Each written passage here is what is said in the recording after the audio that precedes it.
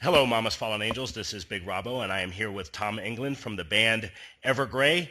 And as you know from all the buzz that's going around the internet, and certainly the album has been released and out a while now, it's been called Album of the Month, Album of the Year, Album of Everything, Tom. As you know, it's been getting a lot of praise. I know that has got to make you real happy.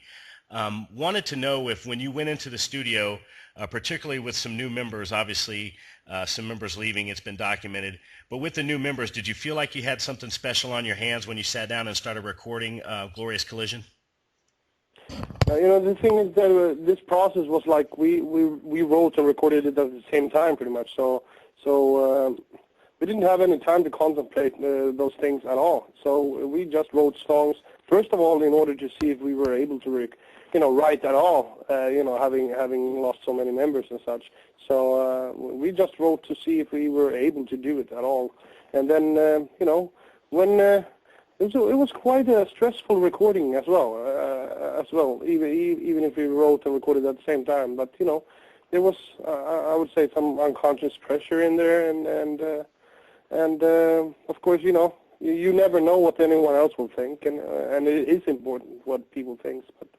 But we tried to make music that made ourselves happy at first, and then we're just lucky right now that people seem to really dig it.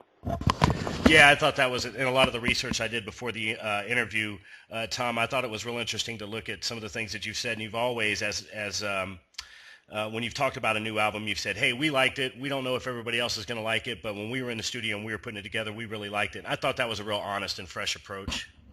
Yeah, I mean, it is what it is. I mean, it's impossible to keep people at the, and this is our 8th album. We have done it quite a few times before, and we know that that because we have been really convinced that, oh my God, this is gonna sell this and that, and we're gonna get this and that because this album is so damn great, But then in the end, it proved to be one of those albums where no one else but the band got it, so and this album seems to catch on everywhere, which is really strange since we do have 3 new members. I would think that, I thought that people would be sort of scared of us, even taking Evergrey on this time. So.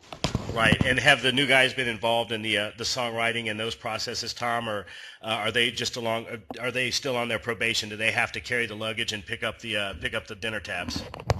Yeah, pretty much. But I mean, actually, Marcus, the new guitar player, I mean, the main thing I'm interested in is not that I will have a sort of majority on writing the songs. The main thing is that people should understand what Evergrey is about. And I did not think that anybody would be able to do that in such a short amount of time. But Marcus, the guitar player, he managed to contribute to two songs actually, so that are on the album as well. So it's I think that's quite an achievement from him. It sure is.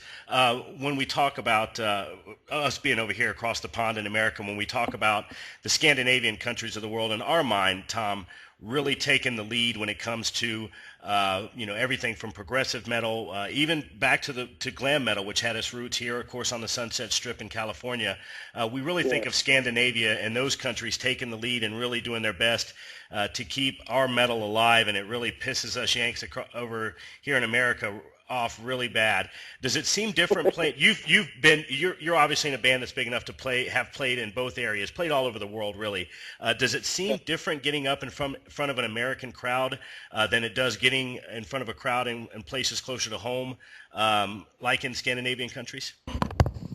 Yeah, I mean, of course it's different, but at the same time, America's so big, so it's different state to state, it's which is exactly like touring in Europe, which is different from country to country as well, and that is pretty much the same thing. If you tour Europe, that's pretty much like touring America. It's different every night, and some places are more eager and more happy and more involved emotionally or whatnot. So it's, I would say I couldn't say a definite difference in between playing in America and playing in Europe, no. But I would say that it's different from every state, I would say. Yeah. wanted to talk about the state of our metal. It's in it, everybody, Tom, and you probably get as sick of it as everybody else does, but everybody likes to categorize their metal. It's either prog metal, or it's black metal, or it's death metal, or it's speed metal, or whatever it is. Are there any bands that are on the scene right now from anywhere that are really turning you on as a listener? And I know from, like I said, from doing the research, you're a guy that, like a lot of us, that listens to a whole bunch of different stuff. But is there any metal bands out right now that you think are shining more than maybe some other ones? Well, I mean, as you said, we listen to so much different things. I can only speak for myself. And our young drummer turned me on to Avenged Sevenfold, actually, which some people will kill me for saying, but I like it a lot. There's so many things that I like about it that I don't understand what people don't like about it. So, and then of course, today I listened to the last Soilwork album, which is Soilwork has always been an amazing band and still is. They become much better when Peter is with them, and then I'm looking forward to the new album of our old members, who are in a band called Death Destruction, that I've heard quite recently, the new album for as well as the New In Flames. So it's a bunch of different things. Right. And wanted to, also, we have a lot of younger listeners that are just breaking into the scene, and we always like to kind of cater to them as well. Tom, is there any, on the heels of that question, is there any advice that you would give, maybe with the music scene being what it is now versus what it was when we grew up, Tom, us being the old fogies that we are, when bands could come out and make an impression like you have and be so critically acclaimed, have such a fan base, and go out and sell millions and millions of records. Nowadays, it's not so easy. Do you find yourself giving advice to any of the younger folks out there? What they should do musically, you mean? Yes, sir. What they should do musically, and with the music business as a whole. Yeah, I mean, music business as a whole, I don't have a damn clue, man. It's, we'll see where it will end up, but I mean, I think that music is too important to be just, to vanish. I think it's one of those things that, very, very soon people will realize that, not paying for stuff will stop things from coming, pretty much like anything else that you download or whatever. So I think the industry has to come up with something that is a bit smarter, a bit fresher than, they knew this like 10 years ago that this was happening, but they haven't not reacted until now. So I think they're a bit late there. And as for the kids, I mean, playing music, you can do whatever happens with the goddamn market, And I think playing music is one of the greatest things that I've come across. If we're only talking about playing, I mean, the business side of it can be bullshit, or is most of the time. But other than that, playing is the good thing. Right. Yeah. It seems like throughout history that the business end of it, the bottom line of it, is something that's always gotten in the way of the music. So that's really refreshing. I just like to ask artists that I interview, what kind of advice that they have, because, there are people still trying to break onto the scene, and the scene is not what it was. And that's why it's got to be such a great thing, Tom, to have somebody like Steamhammer and those folks behind you.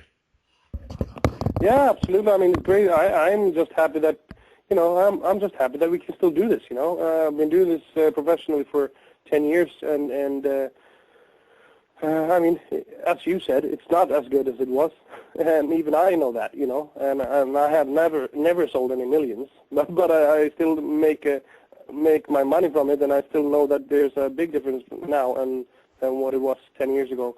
So, as I said, we just have to wait and see what happens, and, hopefully some smart computer nerd will come up with something. Right. And not only have you been doing it for a long time, Tom, you've been doing it really, really well. And some of the research that I was looking through, like I said before the interview, want to let everybody know out there that if you're just getting familiar with Evergrey, we're going to start linking to they've got some new tour dates. Then they're coming to the States. We're real excited about it. This is a band, even though the music I would describe, Tom, I guess, is a little bit darker. The band, you guys always seem to have a real good time. In all the interviews that I saw, you seem to be having a lot of fun. And wanted to point to something that I saw in one of the prior interviews. If somebody asked you, Tom, if you could take 5 albums to a deserted island, and I'm giving you a chance here to come back on these. I don't know if you remember this question. But Tom's 5 albums that he would take, folks, are The Division Bell and Momentary Lapse of Reason by Pink Floyd, He would take Seventh Son by Iron Maiden, which I personally applaud. And then the next one just blew me away, Operation Mindcrime, which Tom has made no secret of his admiration for Queensryche. Classic album there, great pick. And then Legion by Decide. Are those still the five that you would take? I know this interview's taken place a little